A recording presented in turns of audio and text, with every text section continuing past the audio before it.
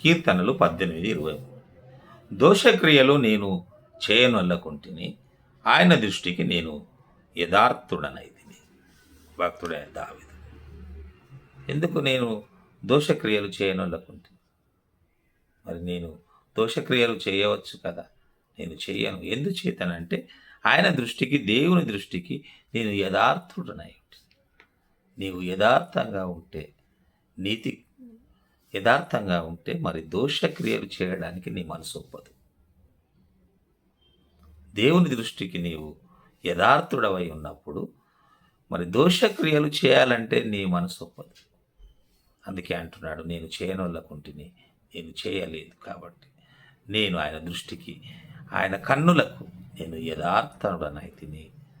యెహోవా నేను నిర్దోషిగా ఉంట చూచి, దేవుడు చూస్తున్నాడు, నేను నిర్దోషిగా ఉండుట చూచి తన దృష్టికి కనబడిన నా చేతుల నిర్దోషమును బట్టి నాకు ప్రతిఫలం ఇచ్చాను. దేవునికి కూడా మన చేతులు కనబడతాయి. మన చేతులలో ఎంత నిర్దోషత్వం ఉందో దేవుడు పరిశీలించే దేవుడుగా ఉంటున్నాడు. తన దృష్టికి కనబడిన, దేవుని దృష్టికి కనబడిన, దేవుని కన్నులకు కనబడిన నా చేతుల యొక్క నిర్దోషత్వం, నా చేతులలో దోషము లేదు, పాపము లేదు, దాన్ని బట్టే దేవుడు నాకు ప్రతిఫలం ఇచ్చాడు అని భక్తుడైన దావీదు